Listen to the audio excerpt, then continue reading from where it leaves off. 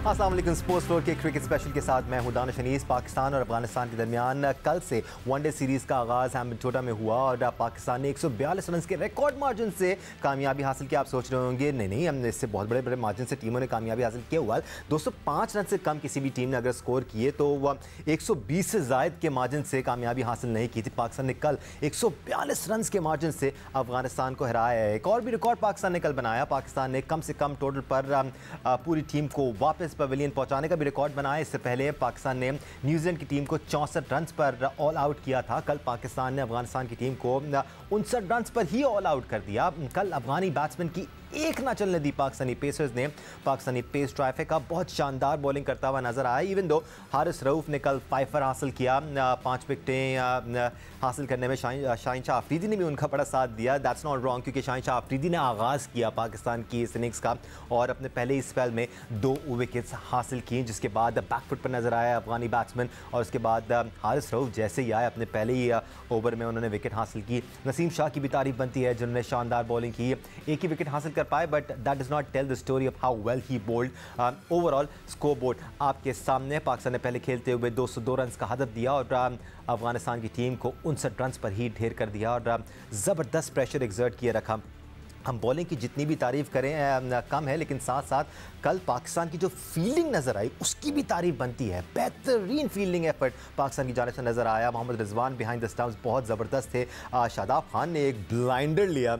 I mean शायद 10 में से 2 बार ही इस किस्म के कैचेस पकड़े जाते होंगे but he did so well to hold on to that. ये वो कैच था जो कल शादाब खान ने पकड़ा। इसके अलावा ग्राउंड फील्डिंग बड़ी ज़बरदस्त थी और एक रन बचाने के लिए पाकिस्तानी प्लेयर्स काफ़ी एक्टिव नज़र आए और इस तरह प्रेशर बरकरार रखा पाकिस्तान टीम ने अफगानिस्तान की टीम पर। राइट देन, एक्सपर्ट के लिए आज हमें ज्वाइन किया हुआ है senior sports journalist Abdul Majid Bhatti ने। हमारे साथ टेस्ट क्रिकेटर अब्दुल रज़ाक भी हैं और senior sports journalist Alia Rashid भी हमारे साथ मौजूद हैं। भट्टी साहब, आउट क्लास कर दिया हर तरह से कल अफगानिस्तान को। हम कल बात कर रहे थे कि पाकिस्तान शायद ज़्यादा रन बना सकता था, पिच ऐसी थी कि ज़्यादा रन बन नहीं पाए, लेकिन अफगानिस्तान को तो हमारे बॉलर्स ने बहुत ही बुरा हाल कर दिया।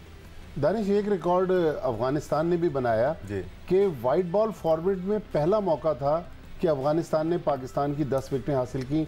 कल के मैच से पहले ऐसा नहीं की थी। लेकिन पिच देखें, एक नॉर्मल पिच नहीं थी, बहुत ज़्यादा ड्राई नज़र आ रही थी, गेंद बैठ भी रहा था, ब्रेक बहुत ज़्यादा हो रहा था।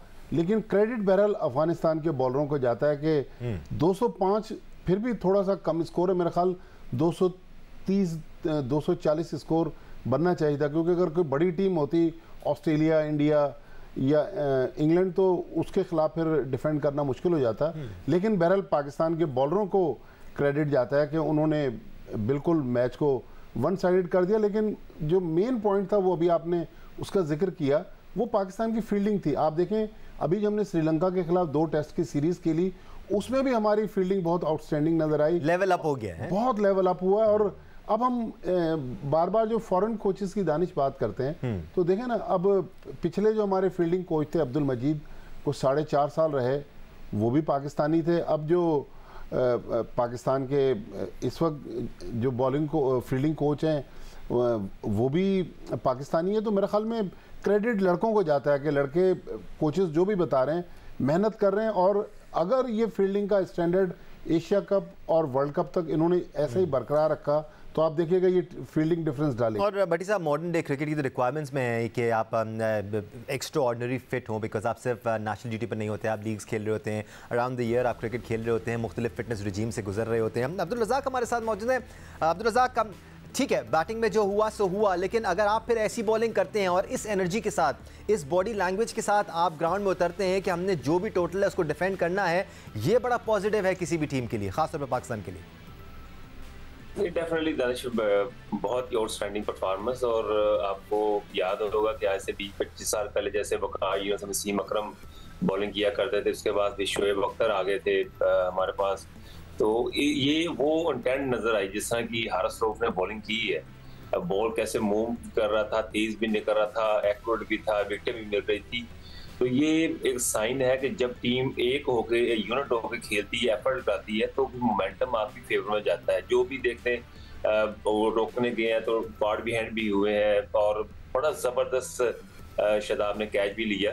तो इंटेंट ये ऐसी होगी, अगर डेफिनेटली जैसे माजिद भाई ने कहा कि अगर एशिया कप वर्ल्ड कप में इस तरह खेलते रहे तो मैं समझता हूँ कि बड़ा जबरदस्त पाकिस्तान के लिए एशिया कप और वर्ल्ड कप जीतने के चांसेस बहुत ज्यादा बढ़ जाएंगे। स्पेशली बॉलिंग और फील्डिंग, ये दो ऐसे डिपार्टमेंट में जिसमें आपको इस तरह की एफर्ट लगानी पड़ेगी और आउटस्टैंडिंग बॉलिंग। और बड़ा मजा आया देख के कि पाकिस्तान नसीम शाह, शहनशाह अफरीदी और हारिस रऊफ ने जिस तरह उनको बिल्कुल आउट क्लास कर दिया। ऐसे लग रहा था जैसे कि वो इनको कंफर्टेबल फील नहीं कर रहे इन तीनों बॉलरों को। तो बड़ा क्रेडिट जाता है 200 स्कोर में डिफेंड करना, स्कोर इतना, और बहुत ही मजा आया मैच देख। कोई शक नहीं है इसमें कि एक्स्ट्राऑर्डिनरी परफॉर्मेंस दी है पाकिस्तान ने ऑन द फील्ड जब पाकिस्तान की बॉलिंग इनिंग्स जा रही थी। आलिया, ओवरऑल टीम की एनर्जी और बॉडी लैंग्वेज तो अच्छी थी, लेकिन आपको भी नज़र आया क्या, क्योंकि मुझे ज़रूर नज़र आया कि हमारे तीनों पेसर्स में विकेट्स लेने की एक भूख थी। कल विकेट्स लेना चाह रहे थे, हर बॉल पर उनके तासुरात भी आप देख रही थी, हर बॉल पर कोशिश हो रही थी कि विकेट्स ली जाए किसी न किसी तरह से। जी बिल्कुल दानिश, और जितनी तारीफ करें उनकी कम है। पाकिस्तान ने जो एक अमेजिंग चीज़ थी बॉलिंग में, वो 75% डॉट बॉल उनको खिलाई थी। ये भी यानी कि एक रिमार्केबल शो था बेहतरीन बॉलिंग का। और स्टैट्स के मुताबिक पाकिस्तान की जो बॉलिंग एवरेज है इस वक्त 2019 का जो पिछला वर्ल्ड कप था उससे लेके अब जो वर्ल्ड कप हो रहा है इसमें सारी टीमों में सबसे बेस्ट है, विच इज 27। तो जितनी तारीफ करें इनकी बहुत कम है। शाहीन अच्छे प्लेयर बॉलर तो हैं ही, लेकिन उसके साथ साथ नसीम जिस तरह इंप्रूव कर रहे हैं, हारिस रऊफ के अंदर जिस तरह वो एक भूख है उनके अंदर, वो हमेशा से एग्रेसिव नजर आते हैं और कल तो उन्होंने माशाल्लाह कमाल किया। लेकिन क्रेडिट देना चाहिए शाहीन को, जो शुरू में जो उन्होंने नसीम ने जो अच्छी बॉलिंग की, बेसिकली उन्होंने वो ग्राउंड बनाया और वहां से वो जो है आगे फिर कमर तोड़ी हारिस रऊफ ने। मगर उसके साथ साथ दानिश, चूंकि हमें मेरा ख्याल है हम बहुत जल्दी ग्लॉस कर देते हैं अपनी कमजोरियों को भी, तो हमें उनको भी देखना होगा कि जिस तरह से हमारे बैटर कल आउट हुए हैं स्पिन बॉलिंग के अगेंस्ट, खासतौर पर बाबर आगा और रिजवान जिस तरह आउट हुए हैं, तो मेरा ख्याल है इनको सऊद शकील को हर सूरत में दोनों मैचेस अगले खिलाने चाहिए। अच्छा आलिया, मैं आप ही से जानना चाहता हूँ, what do we have to lose here? क्योंकि देखिए आपने एशिया कप से पहले अफगानिस्तान के खिलाफ सीरीज खेली है, ठीक है, आपने वो स्क्वाड खिलाना है जो एशिया कप में जाएगा, लेकिन फिर सऊद शकील सिर्फ अफगानिस्तान के टूर के लिए इस टीम में शामिल हैं।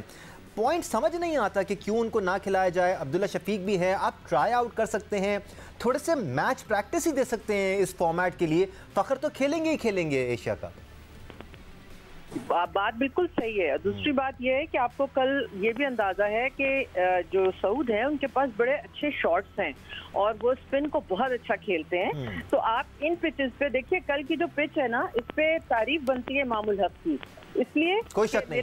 मेरे तो ख्याल में मैन ऑफ द मैच उनको देना चाहिए था, बिकॉज उन्होंने जिस तरह से अपने आप को ग्राइंड किया। ये पिच पे बैटिंग करना आसान नहीं था, लेकिन उन्होंने जिस तरह से इम्प्रूव किया है, स्पिन के खिलाफ खेलना इम्प्रूव किया है, आई थिंक कि बहुत बहुत तारीफ बनती है उनकी, बहुत अच्छा वो खेलें।